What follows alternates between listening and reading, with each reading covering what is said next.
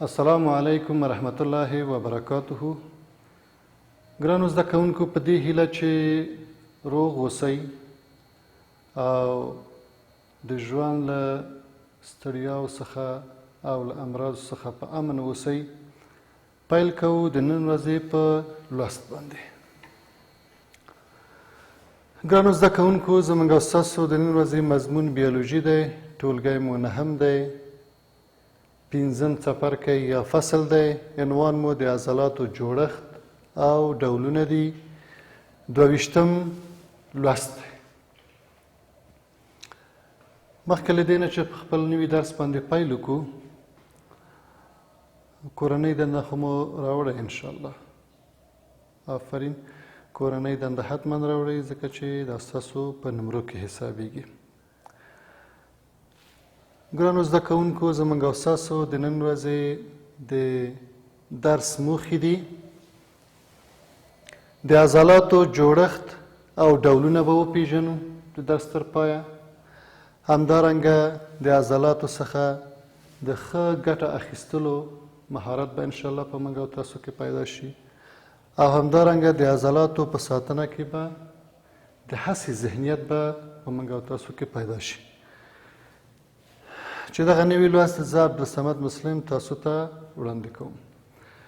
ګرانو زده کوونکو، څه فکر کوئ چې زموږ او ستاسو لاس او پښه یا هر غړی چې حرکت کوي، علاوه د دې سکلیټي سیستم نه نور کوم سیستم دی چې له موږ او تاسو سره مرسته کوي تر څو موږ مختلف حرکات وکړی شو؟ کوم سیستم به وي؟ د عضلاتو سیستم. د عضلاتو سیستم یو له هغو مهمو سیستمو څخه دی چې د سکلیټي سیستم او یا د بدن له نورو سیستمو سره ګډ فعالیت ترسره کوي. نو راځو خپل درس ته د عضلې جوړښت او ډولونه.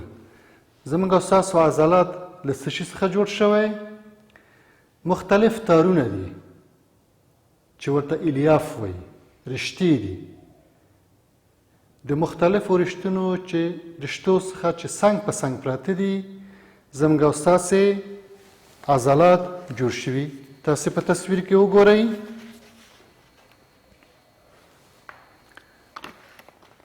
په تصویر کې وګورئ، دا د عضلاتو مختلفې رشتې یا تارونه دي چې څنګ په څنګ پراته دي.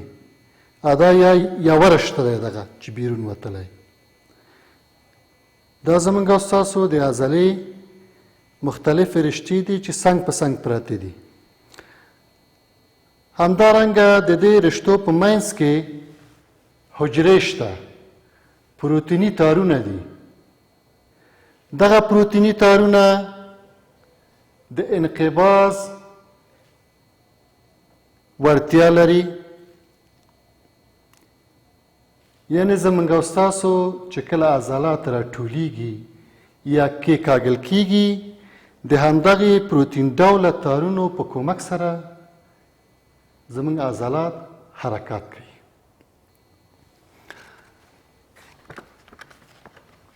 موږ او تاسو 3 ډوله عضلات لرو. مخطط یا سکلیټي عضلې، ښویه عضلې او د زړه عضلې. او هغه تارونه یا رشتې، هغه ارتباطي رشتې، هغه کلکې قوي ارتباطي رشتې چې زموږ عضلې د هډوکو سره نښلوي، هغه د تندون په نامه سره یادیږي. تندون کومې رشتې دي؟ د ارتباطي نسجونو سرمنډوله نشتې دي چې هډوکي د عضلاتو سره نښلوي.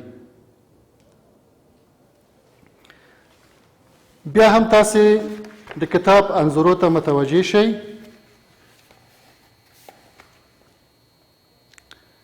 موږ وویل چې 3 ډوله عضلاتي رشتې لرو چې یو ته مخطط یا سکلیټي عضلې وایي. مخطط یا سکلیټي عضلې تاسو ګورئ چې څو هستې په منځ کې لري. مخطط ځکه ورته وایي چې خطونه لري. مخطط ځکه ورته وایي چې خطونه لري، یعنی په دې شکل باندې دی. او څو هستې په منځ کې لري، سکلیټي یا مخطط عضلې. بل عضلې تاسې ګورئ ښویې عضلې دي. ښویې عضلې یوه هسته لري، په دې شکل باندې دی. یوه هسته لري، مخطط نه دی، لکه سکلیټي غوندې خطونه نه لري. همدارنګه سکلیټي څو هستې لري، اما ښویې عضلې یوه هسته لري. بل عضلې زموږ او ستاسو هم کتاب ته وګورئ، د زړه عضلې دي. د زړه عضلې دوه هستې لري.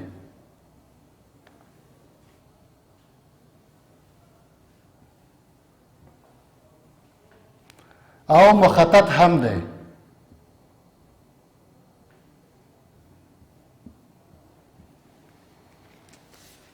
په دې ترتیب باندې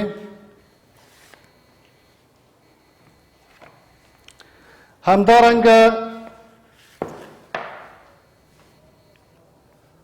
هغه رشتې چې زموږ عضلات کږوي د فلکسور په نامه سره یادېږي. زموږ عضلات کږوي، انقباض ته یې راولي. فلکسور او هغه چې زموږ عضلې سموي د اکستنسور په نامه سره یادېږي. همدارنګه زموږ او ستاسو عضلې مخصوصا سکلیټي عضلې او ښویې عضلې او د زړه عضلې هر یوې مختلف جوړښتونه لري او مختلف کارونه یا دندې ترسره کوي. په طور د مثال د ښویې عضلو وظیفه څه دی؟ ښویې عضلې زموږ او ستاسو په بدن کې د رګونو په منځ کې، په معده کې، همدارنګه دوی مختلف فعالیتونه کوي. مثلا په رګونو کې دوی د رګونو انقباض کوي، په معده کې، په کولمو کې دوی د موادو د تیرېدو دندې لري. او همدارنګه د زړه عضله، د زړه عضله هغه عضله دی چې دې ته نه ستړي کېدونکې عضله وایي.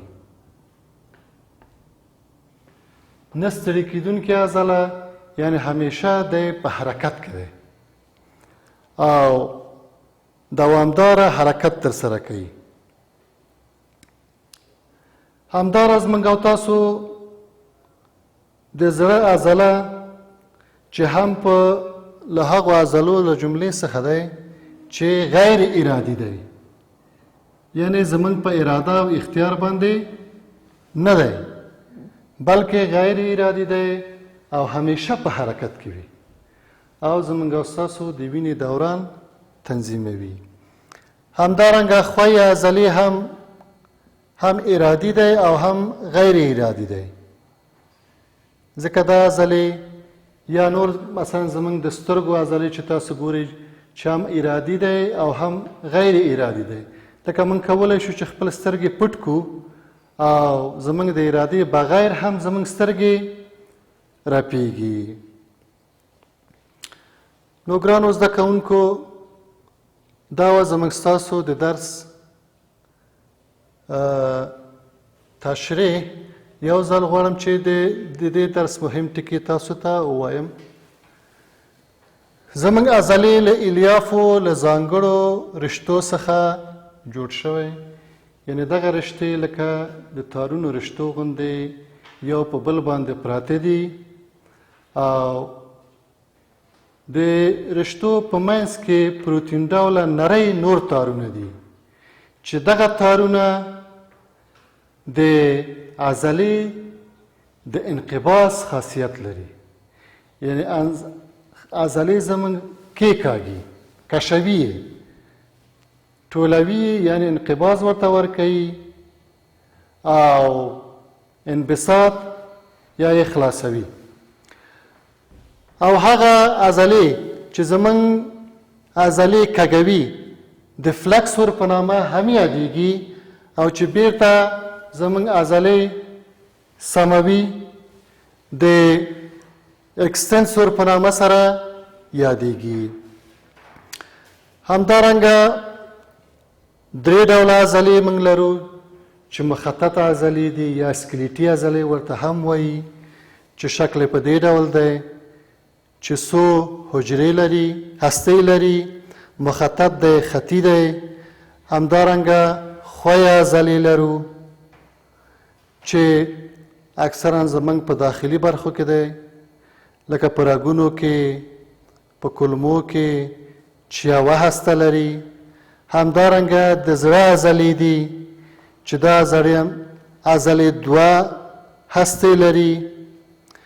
او همدارنګه زموږ او ستاسو یو بل ارتباطي څرمن ډوله نسج دی چې هغه زموږ عضلې د هډوکو پورې نښلوي چې د دې نوم دی تندون.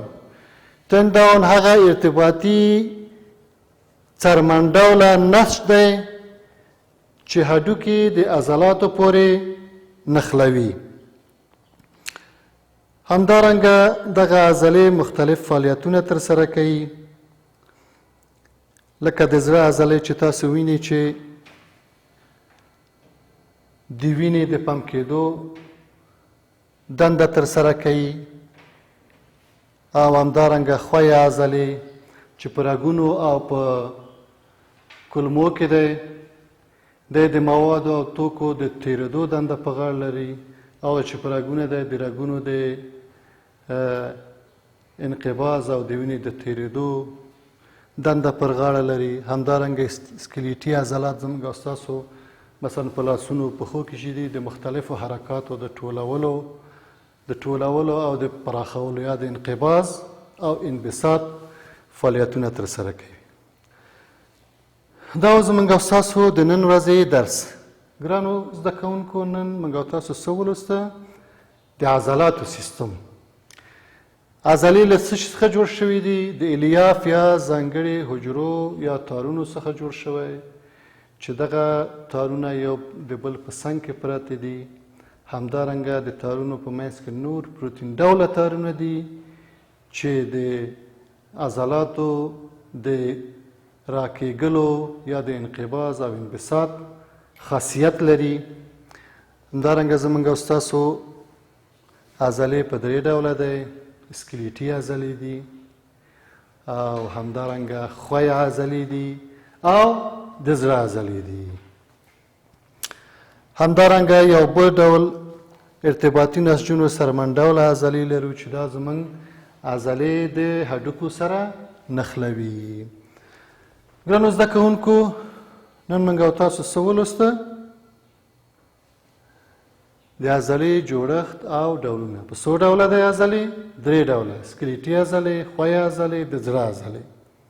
عضلې له څه شي څخه جوړ شوی دی؟ د الیافو یا د نرۍ تارونو څخه، همدارنګه د پروتین ډولو تارونو څخه جوړ شوی دی چې د انقباض خاصیت لري او مختلفې دندې لري لکه ښویه عضلات چې د توکو د تیرېدو په کولمو کې لري. همدارنګه د رګونو د انقباض خاصیت پیدا کوي. همدارنګه د زړه عضلې د وینې د پمپ دندې ترسره کوي. دا وه زموږ او ستاسو د نن ورځې درس. اوس غواړم چې کورنۍ دنده تاسو ته وسپارم.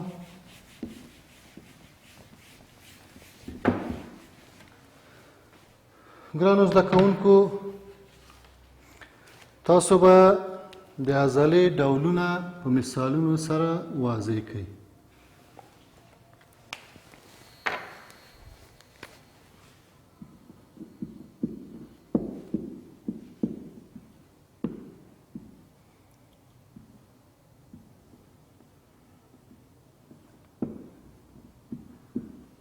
د عضلې ډولونه په مثالونو سره واضح کړئ. یعنې د هر عضلې نوم به ولیکئ او په مثالو سره چې دا عضلې په کومه برخه کې دی، دا عضله په کومه برخه کې دی او دا عضله په کومه برخه کې دی. دا و زموږ او ستاسو د نن ورځې لوست. په راتلونکي کې به له خیره د عضلاتي فعالیتونو ډولونه مطالعه کوو. نور مو په لوی الله سپارم. د خدای په امان.